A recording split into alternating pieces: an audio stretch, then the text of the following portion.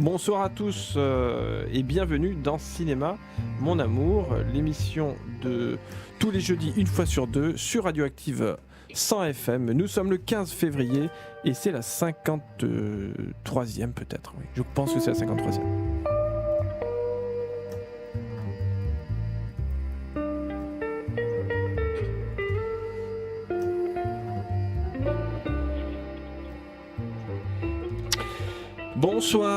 Bonsoir à tous.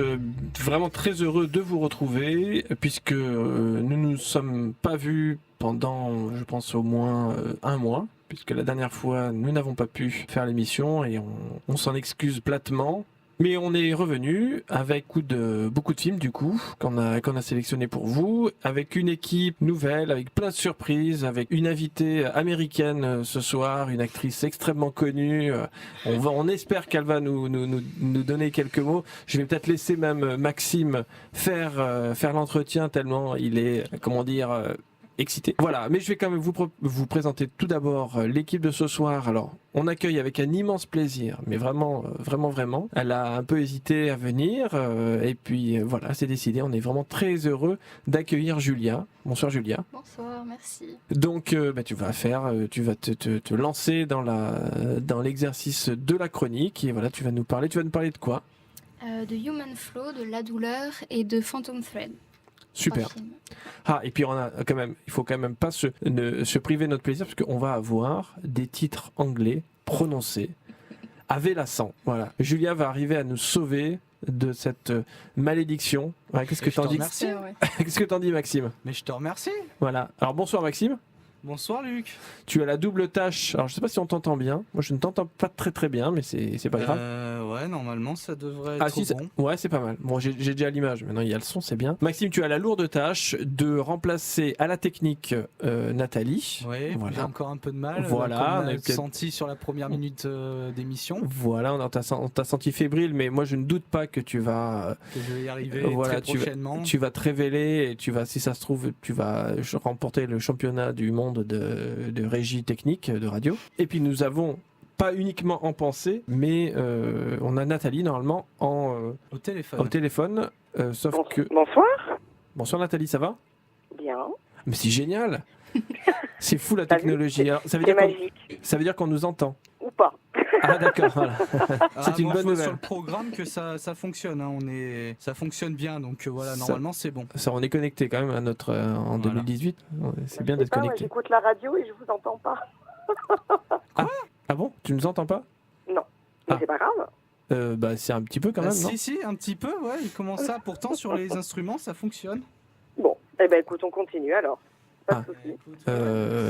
Faudrait vérifier. Faudrait un deuxième avis quand même. Ouais. Bon, alors on va commencer, on va enchaîner. Peut-être que Maxime, pendant ce temps, parce que c'est pas toi qui fais la première chronique, hein, voilà, peut-être que tu vas voir ce qu'il en est. Alors, ça t'a coupé la chic quand même. Voilà, ça m'a pris de court. Voilà, je dois bien admettre. Ça m'a pris de court. Alors, Nathalie, déjà, comment vas-tu? C'est difficile, mais je me remets tout doucement. D'accord. Bon, en tout cas, pour vous dire, je suis au fond de mon lit, donc tu vois. Voilà, d'accord. Bon, au pire, tu regardes des films, au pire. Alors, beaucoup de séries télé. Ah. Oui. Alors, et ton cœur balance pourquoi en ce moment? Mon cœur balance la nouvelle série de Netflix, assez imprononçable, Altered, qui est vraiment très notre très bonne. Notre responsable technique qui dit que tout fonctionne bien, Benoît, et que je salue, voilà. Ah, merci Benoît. On est à l'antenne, que tout fonctionne bien. Voilà, Benoît non, juste un petit mot pour Benoît aussi qui nous écoute et qui est toujours là pour nous. Voilà, on te remercie, beaucoup Benoît. On pense à toi. Donc nous sommes rassurés et moi j'ai un poids qui voilà, qui vient de s'enlever. Donc chers auditeurs, je suis rassuré, vous nous entendez, ça. Alors Nathalie, oui. Tu es là. Oui. Tu vas commencer. Oui. La première chronique. Tu vas nous parler du dernier. Alors, pardon, excusez-moi de vous le dire quand même. Nous avons ce soir, quand même, du poids lourd. Nous avons quand même du Spielberg, du Eastwood, du Paul Thomas Anderson, qui est, comme vous le savez, mon réalisateur préféré actuellement. De qui il n'est pas préféré? Qui n'aime pas Paul Thomas Anderson? Vas-y. Ceux qui le connaissent pas, voilà, il y en a. Et normalement, on aurait dû avoir Woody Allen, mais il est privé de chocolat. Parler d'un Woody Allen médiocre, c'est. Non, mais toi, c'est tu peut-être- n'aimes pas Woody Allen. Non, j'adore Woody Non, Allen, mais je tu ne trouve l'aimes qu'il pas. se gâte. Non, il aime pas Woody Allen, Voilà, d'accord. il faut le dire. Oui, il n'aime pas Woody Allen, donc Après, peut-être si on a le temps, fin d'émission, on le casera, on sait jamais. voilà, d'accord. Mais comme on fait pas 2 heures d'émission, voilà. Donc on va enchaîner du coup. Absolument, on enchaîne tout de suite avec... Non, mais ça veut dire que tu m'as quand même coupé mon effet, parce que je disais qu'il y avait quand même 2 poids lourds. Oui, mais là je pense Là, que... tu t'en fous complet, d'accord. Disons qu'on a un challenge, c'est de faire 10 chroniques dans l'émission, et là D'accord. on est mal parti, on a 7 minutes on a 3 minutes de retard, donc on va... Et à qui C'est la pas faute grave, Et à qui la on faute rangera D'accord, sur tes je chroniques, l'assume, je monsieur l'assume en Maxime. Ok, alors on commence tout de suite. Alors vas-y, lance-nous un jingle, vas-y. C'est le défi de maintenant, de Maxime. Merci Maxime, tu as réussi ton challenge. Alors Pentagon Paper, ça donne quoi j'allais dire le Eastwood, le Spielberg? Oui, ne te trompe pas de réalisateur. Non. Alors le Spielberg, évidemment j'attendais le Spielberg avec beaucoup d'impatience, puisque ça relate quand même l'histoire de la première femme directrice de la publication d'un grand journal américain, le Washington Post, et donc Catherine Graham, en association avec son rédacteur en chef, Ben Bradley, vont dévoiler un scandale d'État monumental, j'ai envie de dire encore un, et combler par l'occasion le retard que le Washington Post avait par rapport au New York Times, qui mène lui aussi ses propres investigations. Ces révélations concernent en fait les manœuvres de 4 présidents américains sur une trentaine d'années, destinées à étouffer les affaires très sensibles au péril de leur carrière et de leur liberté. Catherine et Ben vont devoir surmonter tout ce qui les sépare pour révéler au grand jour des secrets longtemps enfouis. Et je dirais que le film s'inscrit dans la lignée des hommes du président, de Spotlight, et que ça fait vraiment du bien de voir des films comme ça, et de bons films comme ça, parce que des films comme ça, on peut en faire, mais on peut aussi les rater. C'est vrai, tu as tout à fait Voilà. raison. Non mais voilà, et puis c'est difficile à faire ce genre de film. Et là, j'ai envie de dire que Steven Spielberg nous signe encore une fois un grand film. Est-ce que j'ai besoin de vous rappeler quand même Le Pont des Espions, Lincoln, Munich, Il faut sauver le soldat Ryan, Il faut solder, La oui. liste Schindler, L'Empire du Soleil et La couleur pourpre, et bien d'autres. La mise en scène est très classique et d'une justesse impeccable. Engagé, captivant, stimulant, passionnant, des dialogues d'une justesse absolument incroyable. Et donc tout ça pour dire que c'est un très très bon Spielberg. Il est servi par un casting 5 étoiles. Meryl Streep, Tom Hanks, Sarah Paulson, Bruce Greenwood et Matthew Wise. Voir Meryl Streep et Tom Hanks se battre comme ils se sont battus aussi pendant la promotion du film pour la liberté de la presse, on ne peut s'empêcher quand même de faire un parallèle avec ce qui se passe actuellement aux États-Unis, et j'ai envie de dire, ça fait du bien quand même.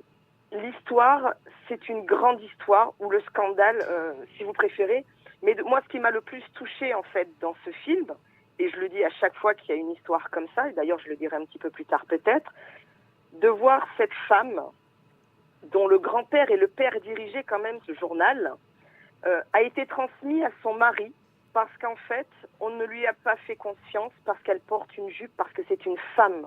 Et qu'à l'époque, les femmes ne sont pas élevées, ne sont pas éduquées pour prendre des responsabilités. On la cantonnait à organiser des soirées, à servir des cocktails. Et cette femme, par un coup du sort, va devoir, parce que son mari s'est suicidé, va devoir prendre la tête de ce journal. Donc elle va devoir se battre contre les hommes qui ne la pensent pas capable. Elle va devoir se battre contre des hommes qui n'ont aucun respect pour elle. Et elle va aussi devoir se battre contre l'image que les hommes ont d'elle. Et je trouve ça absolument formidable. C'est bien retranscrit à l'époque. Meryl Streep, évidemment, est encore une fois absolument magistrale. Et j'ai trouvé que cette force et cette poigne sert un petit peu l'histoire et fait avancer l'histoire. Mais voilà, vous l'aurez compris, j'ai adoré le film et j'ai adoré l'interprétation. Et donc voilà, pour moi, c'est un très très grand Spielberg. Ok, écoute, je pense pas qu'on ait quelque chose à rajouter. Si j'ai un élève là dans la classe qui évidemment lève le qu'il doigt. lève la main, je suppose. Il lève la main. Je trouve qu'il souligne un peu trop ses effets, Spielberg. C'est un peu dommage, mais sinon, je trouve vraiment que c'est un bon film. C'est vraiment dans la lignée du Pont des Espions. Et voilà, et ça fait du bien de voir Spielberg à ce niveau. Et très hâte de voir son nouveau. Voilà, et ce qui est vraiment très très bien fait, c'est que quand je l'ai vu, j'ai enchaîné avec Les Hommes du Président, et j'ai envie de dire que d'enchaîner les deux films, c'est absolument formidable. Super. Parce Mais, ouais. Franchement, c'est un truc que je conseille à faire, c'est de voir les deux films, Pentagon Paper et Les Hommes du Président, et franchement, ça fonctionne bien. Super. Il y a une bonne... voilà. Enfin, Ouais. allez le voir. Ok. Mais écoute, le message est passé. Merci. Merci beaucoup. Merci beaucoup. Merci. De rien. Non, c'était un lancement qui a pas été. Oui, mais- Attends. Alors attendez. Ah mince. Ouais. Oh, en fin d'émission, on sera. Il faut que je me rôde. Il faut que je me Ouais, rôde. faut qu'on se rôde. C'est pas grave. On est indulgent. On aime bien la loose ici. Donc, c'est gentil. Donc du coup, j'enchaîne sur Jusqu'à la garde. On enchaîne jusqu'à la garde, qui n'est pas la ville, bien sûr. Allez, ouais, ça marche. Donc, premier long métrage de Xavier Legrand, Jusqu'à la garde, est un premier long métrage qui est assez coup de poing. Alors Xavier Legrand, c'est pas un réalisateur qui nous est inconnu, puisqu'on en a beaucoup entendu parler il y a 2 ans avec son court métrage qui s'appelait Avant de tout perdre, qui avait réussi exploit d'être nominé aux Oscars. Alors, ce qu'il faut savoir, c'est que Jusqu'à la garde est en fait le prolongement d'Avant de ne tout perdre, puisque justement il reprend les mêmes acteurs, la même histoire, et que ça se passe quelques années après les événements d'Avant de ne tout perdre. Après, la question c'est, est-ce qu'il faut voir absolument Avant de ne tout perdre avant de voir Jusqu'à la garde? Je ne pense pas, parce que Xavier Legrand, en fait, c'est pas quelqu'un qui pense son film comme une sorte de drame social, mais qui va progressivement basculer vers le thriller. Pour garder tout suspense, je vous recommande non seulement de ne pas voir Avant de tout perdre, justement avant Jusqu'à la garde, mais Tu sais que là, tu. Non, franchement, t'es pas aidé parce qu'effectivement, les titres ne te donnent pas non. beaucoup de Ne- grâce. Voilà. ne m'aide pas. Ils Voilà. ne t'aident pas du tout. Je vais pas trop spoiler le scénario en disant qu'en gros, ça commence dans le bureau du juge où on va retrouver Myriam et Antoine qui étaient mariés, qui sont justement devant le juge pour se disputer la garde du petit dernier qui s'appelle Thomas. Et on va très vite se rendre compte, en fait, durant cette scène, qu'il va y avoir un parent qui va accuser l'autre de maltraitance envers ses enfants et envers sa personne. Et le jeu que va installer Xavier Legrand, ça va être un jeu de piste parce qu'on va essayer, durant toute la première partie du film, de trouver qui est l'antagoniste de l'histoire. Est-ce qu'il ment? Est-ce que la personne qui est vraiment désignée est la personne qui justement pratique ces violences envers ses enfants et envers son ancien conjoint? Et ça va vraiment être un jeu de piste intense avant de basculer dans un portrait assez froid et assez réaliste de l'antagoniste. Donc comme je l'ai dit, ça part comme un Kramer contre Kramer et ça bascule petit à petit vers le thriller psychologique. Formellement, je n'ai pas grand-chose à dire. Son prix de la mise en scène à Venise est amplement mérité. La direction d'acteur est exceptionnelle et surtout, il arrive à jouer sur le hors-champ un peu à la manière d'un Michael Haneke avec un travail sur le son qui est mais totalement fantastique et les scènes sont vraiment... Enfin moi, j'ai ressenti vraiment un malaise durant certaines scènes qui est vraiment palpable et preuve que justement son film fonctionne. Après, la mise en scène ne fait pas tout. Et il y a le scénario. Et c'est là où je suis un peu plus réservé. C'est-à-dire que le film est quand même vendu comme le meilleur film français de ce début d'année. Chose qui est vraie, mais de là à être totalement dithyrambique, je ne suis pas tout à fait d'accord. Je trouve que le scénario pâtit de l'intention première de Xavier Legrand, parce que Xavier Legrand voulait faire à la base 2 courts-métrages. Et en fait, il a décidé de les réunir en un seul long métrage qui forme justement Jusqu'à la garde. Et le problème du film, c'est qu'on sent, comme je vous ai dit, avec cette écriture bipartite, avec une partie justement où on est sur un jeu de piste et un autre sur un portrait, que on la sent un peu cette écriture des 2 courts-métrages qui fusionnent. Pas dans le sens où l'histoire ne se tient pas, mais dans le sens où le développement des personnages en pâtit un peu. Notamment, je pense à l'un des membres de cette famille, justement, dont il va un peu commencer à émettre des pistes pour développer le personnage, mais ça ne va aboutir à rien, et pire, ça va juste être un leurre pour servir le suspense du film. Mais mis à part ça, je trouve que le film est quand même assez remarquable. C'est un film qui est fort, qui est juste, qui est coup de poing. Les acteurs sont formidables, notamment Denis Ménochet et Léa Drucker sont extraordinaires. Je ne pensais vraiment pas que ces 2 acteurs arriveraient à un tel niveau de jeu et ils m'ont vraiment bluffé. pendant 1h30, vraiment bluffé. Léa Drucker, c'est une actrice que j'aime beaucoup. Hein. Oui, mais c'est vrai qu'elle a jamais eu de vrai rôle. C'est vrai. On l'a laissé s'exprimer. Et là, Xavier Legrand la laisse s'exprimer. Et je pense que les deux Ménochet et Drucker ont déjà un ticket pour la cérémonie des Césars l'année prochaine. Vraiment, je pense qu'ils seront nommés comme le film. Et Merci. personnellement, malgré les réserves que j'ai émises sur le scénario, j'ai bien aimé. C'est un film coup de poing qui nous laisse sur le carreau à la fin, mais qui est vraiment dense et intense. Et voilà, et je le recommande. Et il passe au Royal en ce moment. C'est bien de le lire. Merci. Par contre, Pentagon Papers... Il passe aux libertés. Bon, ok, j'aimerais pas placer ma salle, c'est pas grave. Et peut-être dans d'autres petites salles après Non, je crois que Pentagon, on l'a passé ou on l'a pas passé? Je crois pas que tu l'aies passé encore. Hein? Pardon, je sais même plus ce que je crois que tu le passes dans 2 semaines, à la fin du mois. Mais je te remercie. Merci, il connaît mieux ma grille que moi. Grand bravo, grand merci. Si toutes les chroniques font 5 minutes, on va pas s'en sortir. C'est pas grave. Je t'avais dit qu'il était compliqué celui-là. Oui, c'est vrai, il est compliqué. Mais en tout cas, moi, je trouve ça très intéressant autant pour Pentagon Papers que pour Jusqu'à la garde, qu'on puisse avoir autant d'enthousiasme. C'est très communicatif et je pense que, chers auditeurs, je vous partager mon sentiment. Grand merci à vous deux. On enchaîne. Hop là. Julia, c'est à toi. Tu vas nous parler du documentaire de Ai Weiwei, l'artiste, qui s'appelle Human Flow. Oui, alors Human Flow, c'est le dernier documentaire de Ai Weiwei qui fait le bilan de la crise migratoire aujourd'hui. Il faut savoir que Ai Weiwei, c'est un artiste plasticien, c'est pas un réalisateur à la base. Il est chinois. Son père a été mis dans des camps de travail. Il a toujours vécu l'oppression. Lui-même, Ai Weiwei a fait de la prison.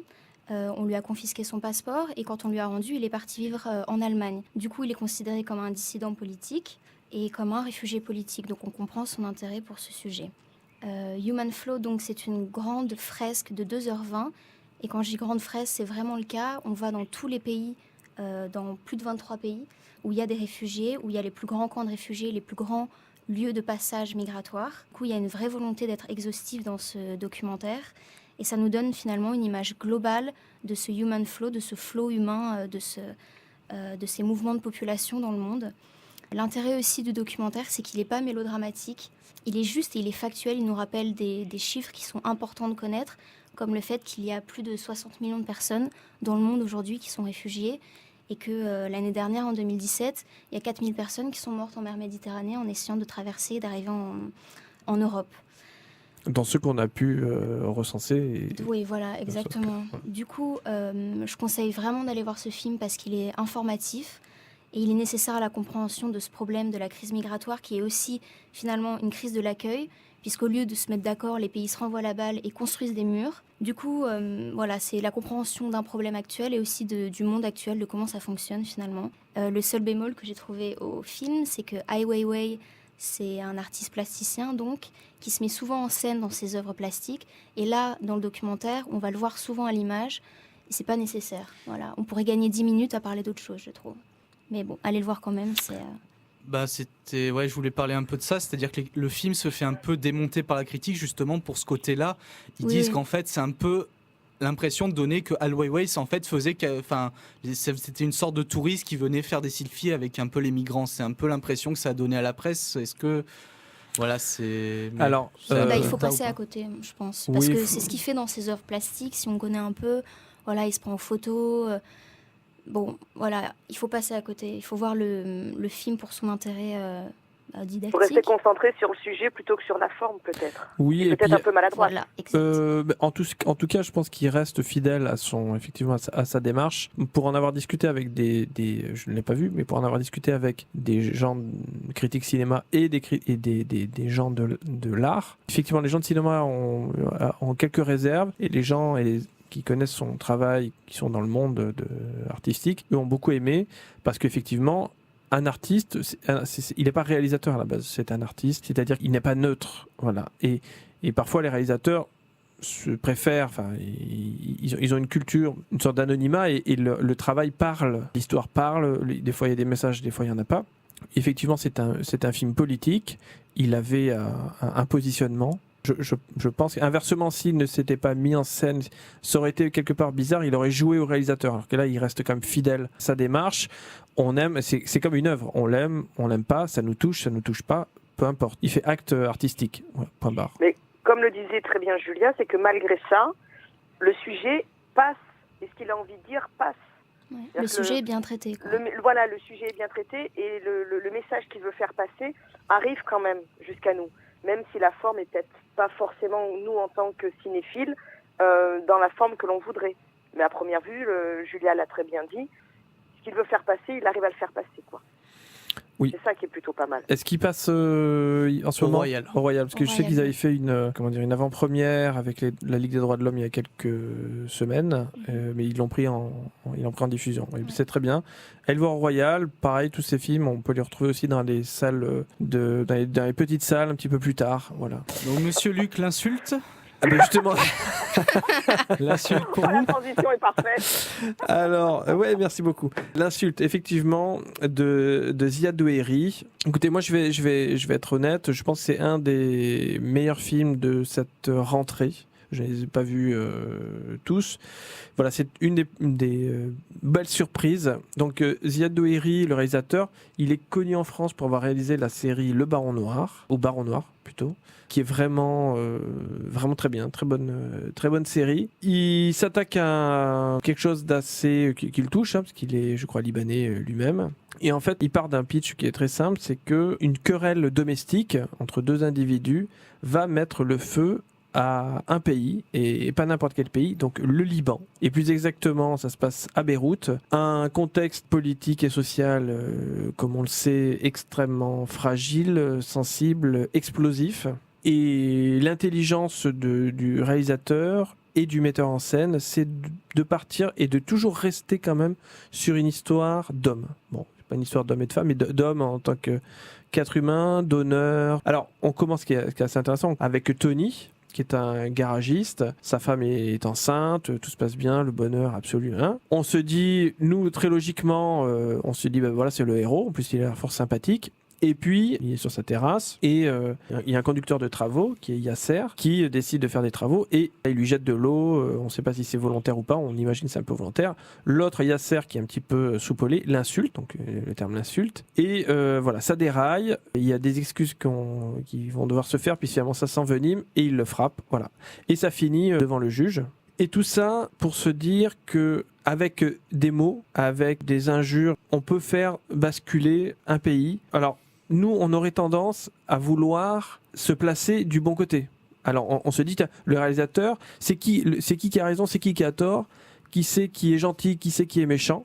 Ouais, alors on essaye aussi par là d'essayer de se dire, bon bah alors, on a de l'empathie pour le réfugié palestinien, en plus l'autre il est injuste, et finalement l'autre il lui arrive, le chrétien il lui arrive des choses un petit peu compliquées. On sait pas. Et c'est ça, la vraie intelligence, à mon avis, du récit et du propos, c'est que tout part d'une guerre, et en fait, on sent que les deux protagonistes sont victimes de leur passé. Ils sont tous les deux victimes, et on se rend compte que sans ce contexte-là, il faut quand même savoir qu'au Liban, la guerre civile s'est arrêtée en 90, et que on peut pas dire que ça soit non plus l'entente cordiale, voilà. Et on se rend compte au final qu'ils sont tous les deux victimes et que s'il n'y avait pas ce contexte-là, ce seraient deux amis qui iraient boire des verres ensemble. C'est deux bons bougres au final. Et le contexte les contraint dans cet antagonisme et on sent bien le passé va ressurgir et on se rend bien compte qu'ils sont tous les deux victimes et dans une guerre, on se rend compte que dans une guerre, il n'y a pas de gagnant, il n'y a que des perdants. Je crois que c'est vraiment l'idée de ce rôle-là. Après, l'intelligence aussi du film, c'est que la mise en scène, une mise en scène assez proche on est plutôt chez les Américains. On est plutôt, parce qu'à un moment, on tombe dans le film de procès, on est carrément chez Sidney Lumet, avec d'autres histoires secondaires, familiales. Au niveau des avocats, c'est pas idiot de mettre ça prend un peu d'air, l'histoire prend un peu d'air et un peu d'épaisseur. C'est très bien mené, avec un dénouement presque à l'américaine. C'est propre, c'est intelligent, c'est pas manichéen du tout. Alors nous, on a envie d'en savoir plus sur le contexte libanais. On n'en sait pas plus, on sait uniquement que c'est hyper compliqué et qu'il vaut mieux pas s'aventurer à avoir des idées toutes faites sur telle ou telle part. Voilà. Je sais pas, quelqu'un veut ajouter quelque chose ? Oui, c'est un magnifique film qui m'a énormément touché et... Si c'est pour répéter ce que je dis, ça sert à rien. Non, mais oui, mais aussi... Mais tu et poses que la ce qui question est... si quelqu'un a à dire, évidemment. Et ce qui est Maxime, génial, on va et ce qui est génial, C'est c'est vrai. que ce que tu as oublié, ce que tu as pas précisé, c'est qu'en fait, Tu me cherches? Ziad Ouéry était en fait issu d'une famille pro-palestinienne et sa femme qui a été co-scénariste justement était d'une famille pro-chrétienne et qu'en gros chacun a écrit les parties de l'opposant, c'est-à-dire que Douéry a écrit la partie justement de l'avocat à la défense et sa femme celle du palestinien. Merci. Tu es en train de Voilà. montrer à tous les auditeurs que je n'ai pas assez bien fait ma chronique, je n'ai pas fait assez de recherche. Tu es en train de m'humilier. Je fais une chronique sur l'insulte et c'est l'humiliation totale. À mon avis, il te Dis cherche, lui. dis quelqu'un Il te qui a mis cherche. quand même une photo de moi sur la page Facebook avec dans une sale Avec position. notre invité qui attend là, qui bouge pas d'ailleurs, elle est carrément figée devant toi, devant ton charisme certainement. Tiens, mais puisque attends, on va essayer de l'interviewer tout de suite. Je pense qu'on va plutôt mettre un jingle, Luc. Ah, bah, jingle. Bon, alors fais un jingle. Moi, tant pis, si tu veux pas. Hein.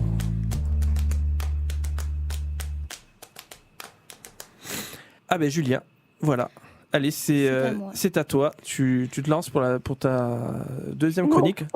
Voilà. Oui. Pourquoi tu Alors. ris? Mais pourquoi tu ris, Nathalie? C'est parce que je viens d'aller voir sur Facebook, évidemment. Ah, pardon. Pardon, excuse-moi, Julia. Et je tiens à dire, ton post a fait sensation à la rédaction de Cinématogrille. Ah ben génial, superbe. J'en attendais pas moins. Vas-y, Je vais avec Julia. ma petite Julia, peu chère. Alors, Phantom Thread, le fil fantôme, c'est le dernier film de Paul Thomas Anderson qu'on est allé voir hier entre amoureux, Nathalie, Maxime et moi, pour la Fais Saint-Valentin. attention à ce que tu fais, attention à Eh ce oui. que tu dis. Bien sûr. Parce que j'ai des dossiers sur certaines personnes. Ouais. Et non, je disais la Saint-Valentin puisque c'est un film parfait à voir pour la Saint-Valentin puisque c'est une grande réflexion sur l'amour et le couple. Et il y a notamment l'acteur fétiche de Nathalie, Daniel Day-Lewis, qui a annoncé que ce serait son dernier film, malheureusement. Mais qu'il est beau. Mais il est Ah, beau. On est d'accord. Ah voilà. Attends, Non, mais je te on n'a pas lançais, je te abordé lançais. Black Panther. Je On n'a pas abordé Black Panther. Attends un peu. Pardon, je vois pas le. Mais bon. Tu comprendras tout à l'heure. Peut-être. Ah, mais qu'il est beau. Je voulais lancer Nathalie, je voulais la faire démarrer au quart de tour. J'ai réussi. Voilà.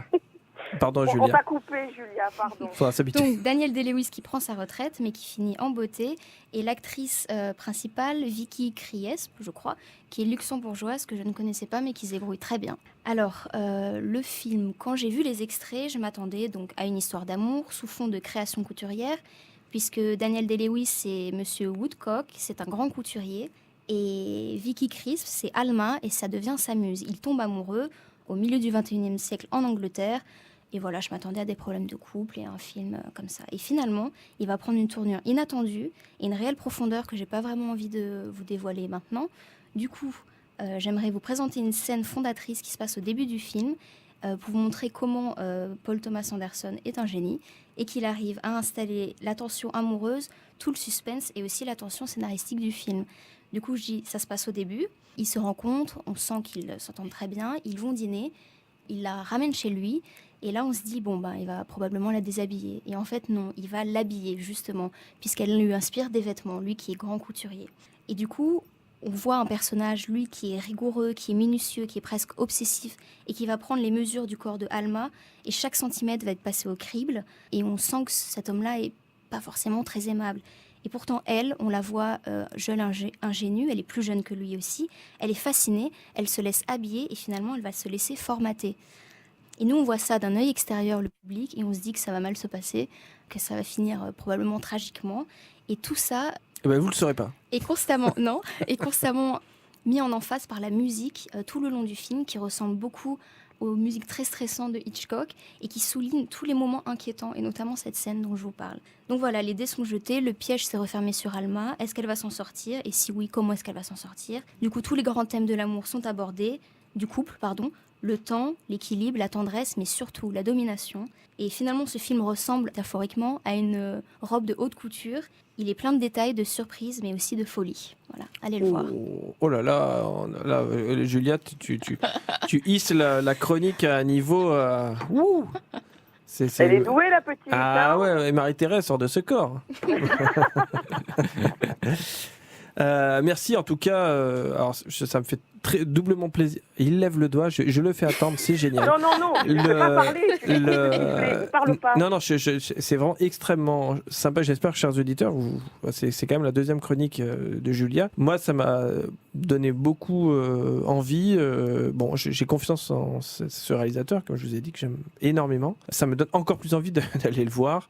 Voilà, un grand merci Julia, c'était super. Bon, oui, Maxime, le petit Maxime là-bas, vous voulez... Oui, pour te dire que tu fais bien, parce que pour moi, ce film, c'est pour moi l'un des merci chefs-d'œuvre Maxime. de Paul Thomas Anderson. Non, mais ce qui est génial, c'est qu'elle a cité Hitchcock, il y a aussi Visconti parmi ses références et Becker. Mais ce qui est génial avec le film, c'est qu'en fait, ce sont des coutures et on les voit en fait passer, mais très vite, Paul Thomas Anderson arrive à créer une œuvre qui n'est propre qu'à lui. Et à la fin du film, on se dit qu'il n'y avait que lui pour faire cette œuvre. Voilà. Ah, ça, c'est un compliment ultime.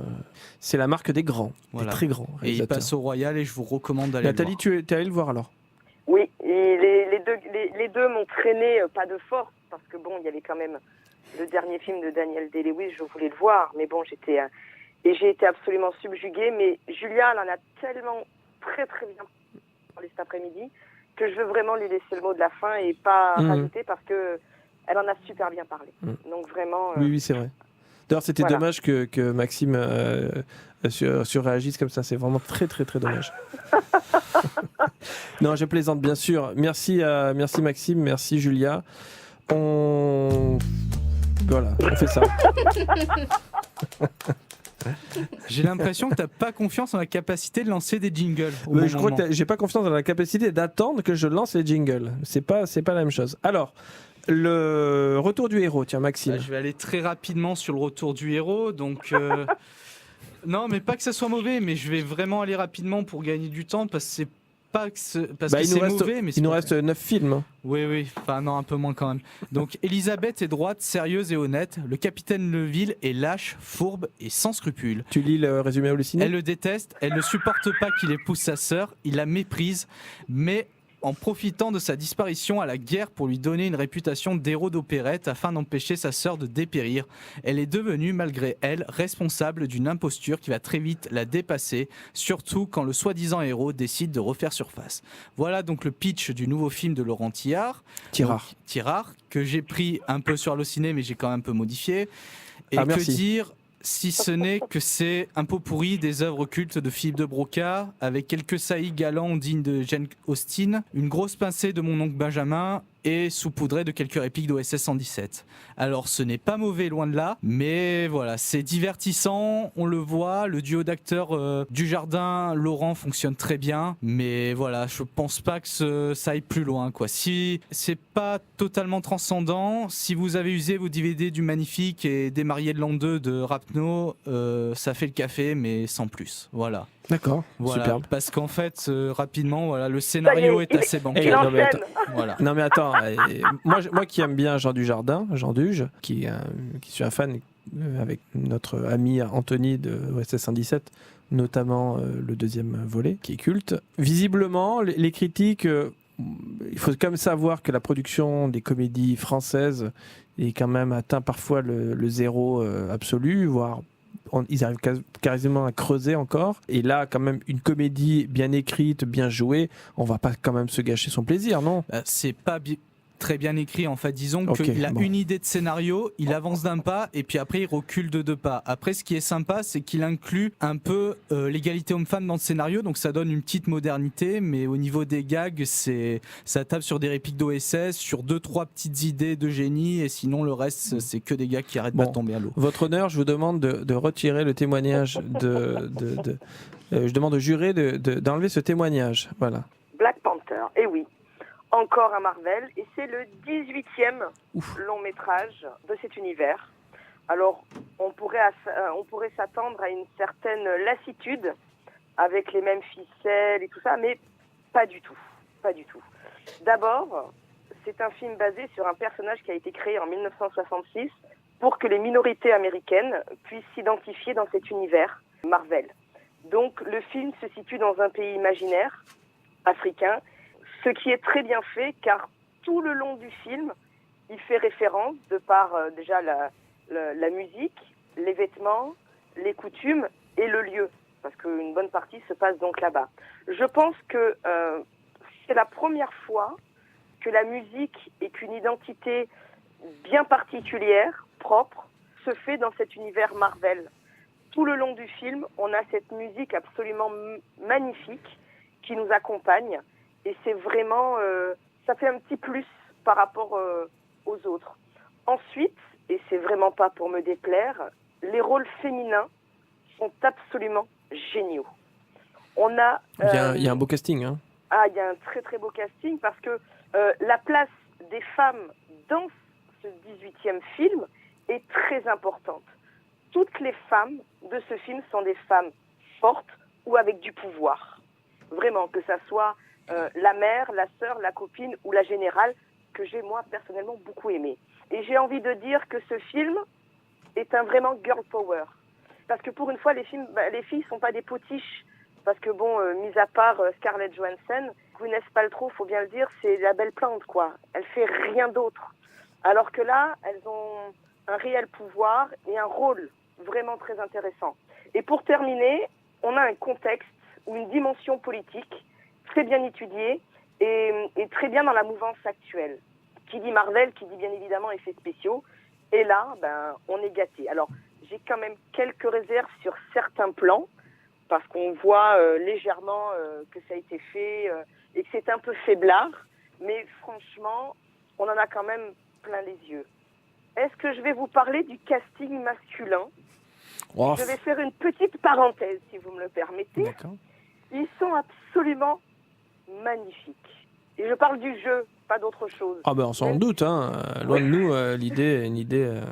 Non, mais vraiment, ils sont vraiment magnifiques. Une petite mention pour le méchant, Michael B. Jordan, qui est sublime. Alors, autant vous le dire, j'ai beaucoup aimé.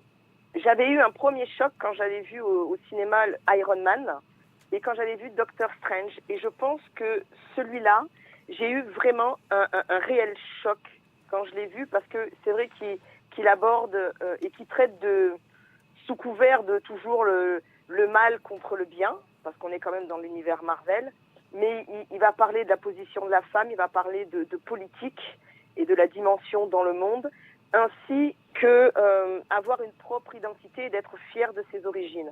Et franchement, il remplit vraiment bien son cahier des charges, le Ryan Coogler, et j'ai envie de dire, rendez-vous le 25 avril pour voir Avengers, Infinity War, pour voir s'ils vont continuer sur cette lignée qui est quand même plutôt sympathique. D'accord, mais alors certains considèrent que c'est un des meilleurs Marvel, hein, je vous le dis dans les critiques. Mais très honnêtement, oui. Alors je peux vous, Mais si Je vous- partage, hein. je peux vous lire la chronique que nous a envoyée notre collègue Anthony. Voilà, alors je commence. Hein. Oui. Il a dit c'est pas mal. Voilà. Non. Ah non, pardon, il a dit c'est pas mal, mais bon, voilà, c'est tout. Pour moi, c'est vraiment dans le top 3 des meilleurs films Marvel. Vraiment. D'accord. Donc non, il faut vraiment aller le voir, il est vraiment sympa et voilà, très intéressant. Ok, on enchaîne. On va pas y arriver. On va pas y arriver. Donc on enchaîne avec. Et oui, en plus ça porte bien son nom avec La Douleur. Dans La Douleur, Julia, voilà, c'est à toi pour nous parler de La Douleur. Alors, La Douleur, c'était mon coup de cœur de la semaine dernière. C'est le dernier film d'Emmanuel Finkel, qui passe toujours au Royal d'ailleurs, et je pense pour plus très longtemps, du coup, allez le voir. Après, peut-être il passera dans d'autres salles, petites D'accord. salles de durée à proximité. Du coup, La Douleur, c'est aussi l'adaptation du roman autobiographique de Marguerite Duras, qu'elle écrit durant la Seconde Guerre mondiale, et dans lequel elle raconte son histoire, puisqu'elle fait partie d'un groupe de résistants avec son mari Robert Antelme, et Robert va se faire arrêter par la Gestapo et déporter dans un camp. À partir de là, elle rencontre un collabo avec lequel elle va nouer une relation assez étrange et ambiguë, dans le but d'avoir des informations sur son mari. Du coup, le film, lui, est divisé en deux parties. La première partie, c'est celle de la rencontre avec le collabo, qui est joué par Benoît Magimel, et qui, je trouve, par rapport au livre, est assez fade. Benoît Magimel joue très bien, pas ressenti la force du livre, et je trouve qu'elle fonctionne pas, cette première partie, elle est assez lisse. Au contraire de la seconde partie, puisque Paris est libéré, du coup le collabo fuit. Certains prisonniers de guerre rentrent, certains déportés vont rentrer, mais Robert ne rentre toujours pas. Du coup, on rentre dans cette période de l'attente, et on va attendre et on va souffrir avec elle, Marguerite, qui est jouée par Mélanie Thierry. Et Mélanie Thierry est vraiment brillante dans ce film et son jeu d'actrice est tellement bon qu'elle va nous donner une grille d'interprétation très vaste de ce sentiment qui est la douleur. Et finalement, la question du film, c'est pas est-ce que Robert va rentrer, mais c'est finalement qu'est-ce qu'elle ressent, cette jeune femme, quelle douleur elle ressent. Est-ce qu'on parle de la douleur de l'absence de quelqu'un qu'on aime, de l'inquiétude, de l'éventuelle mort de quelqu'un qu'on aime justement, ou alors est-ce qu'elle parle de l'éloignement sentimental puisqu'il est parti depuis quelque temps maintenant. Et finalement, je me suis rendu compte que cette douleur, c'était un sentiment littéraire pour Marguerite Duras, qui est une femme de lettres. Elle a écrit durant cette Seconde Guerre mondiale, mais c'est retranscrit à l'écran par la voix off de Mélanie Thierry qui lit le texte de Marguerite Duras, qui est magnifique. Du coup, elle puise dans un sentiment qui est assez affreux, qui est douloureux du coup. De ce sentiment, elle puise quelque chose de créatif. Du coup, c'est assez gênant, c'est ambigu, et ça fait tout l'intérêt du film. Voilà, j'en dis pas plus, allez le voir pour vous faire une idée de cette douleur, parce qu'on la vit avec elle et on se questionne avec elle sur ce sentiment.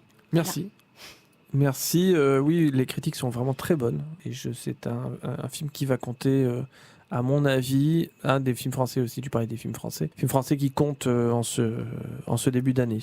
Alors, puisqu'il est question de douleur... Je vais faire très vite sur le Eastwood. Voilà.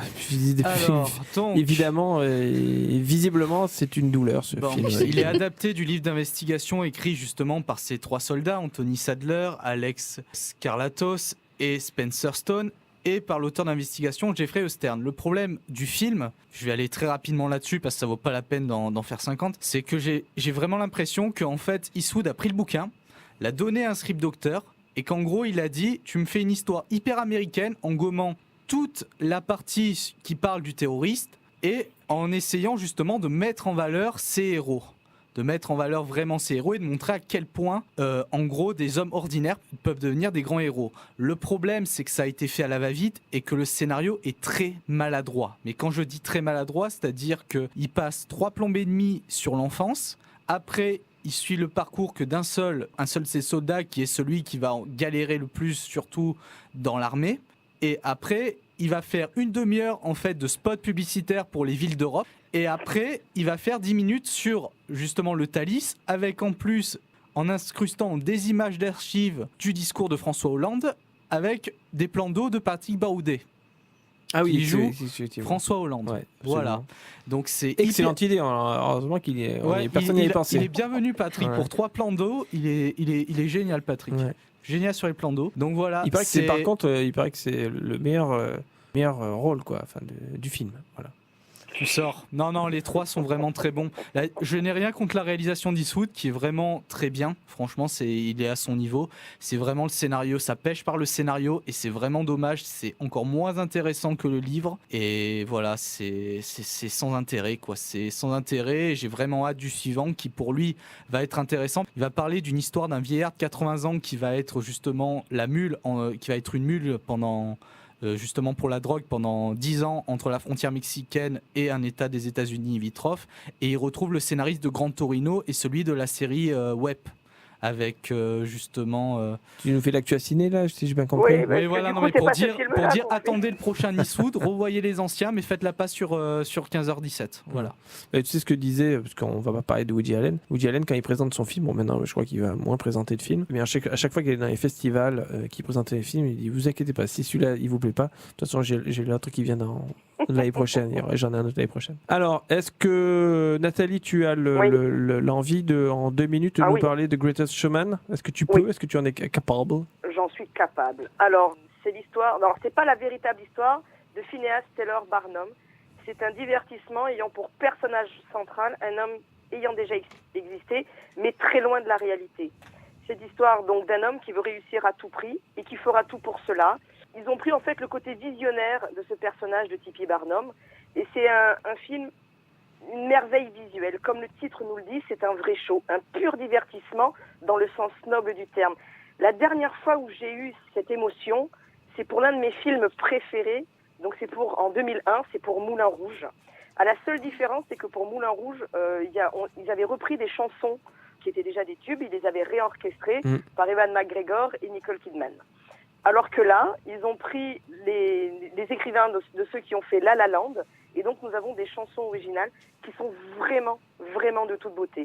Le côté visuel est d'une perfection, les numéros sont très très bien faits, Et les chansons donc sont vraiment les chorégraphies, c'est beau, c'est un vrai régal des yeux. Le casting est vraiment très bien fait. Hugh Jackman, Zac Efron, Michelle Williams, Zendaya, Kayla et Settle, c'est la femme barbe, ainsi que tout le reste du casting est vraiment impeccable. Alors, c'est plein de bons sentiments, c'est une vraie guimauve, c'est une pomme d'amour, ce sont des roux-doudous et du sucre d'orge, mais franchement, ça donne la pêche. C'est un film qui, quand on rentre, on n'est pas très bien, on sort, on a envie de chanter, on a envie de danser, même si on a un pied en moins, et on a envie de faire la fête, et ça fait du bien, donc je le recommande, vraiment. D'accord, c'est-à-dire qu'on n'est pas bien, on y va, on sort et on s'en fout d'être ridicule en chantant devant tout le monde, c'est ça? Exactement, mais Absolument. en tout cas, moi, je suis allée le voir, j'étais vraiment pas super bien, je suis ressortie, ça m'a filé vraiment la pêche, et j'ai eu la même énergie, en fait, tu sens l'énergie. Tu rentres, tu bois, tu sors, tu fais des claquettes, c'est ça? Pas forcément, parce qu'il y a des petites difficultés, mais vraiment, ça donne la pêche, la même énergie que j'avais eue pour Moulin Rouge. Après, il ne faut pas s'attendre à des miracles. D'accord. C'est de la guimauve. Mais ça fait du bien aussi, mais c'est tellement bien fait. Ok, Et super. c'est tellement beau. Ah bah, Donc voilà. On est très content de finir sur une note joyeuse. Voilà, et c'est sur ce bon mot, cet enthousiasme de Nathalie pour The Greatest Showman qu'on vous quitte. Chers auditeurs, chers amis, en vous remerciant pour votre indulgence. Surtout. Et voilà, écoutez, on espère que vous avez passé un bon moment, nous également, et on se retrouve très certainement dans 2 semaines. Voilà, tous ensemble avec plein de films, plein de surprises. On laisse la place tout de suite à notre talentueux Foundation. Voilà, à très bientôt. Au revoir, au revoir. Regardez Facebook de temps en temps, c'est pas mal aussi.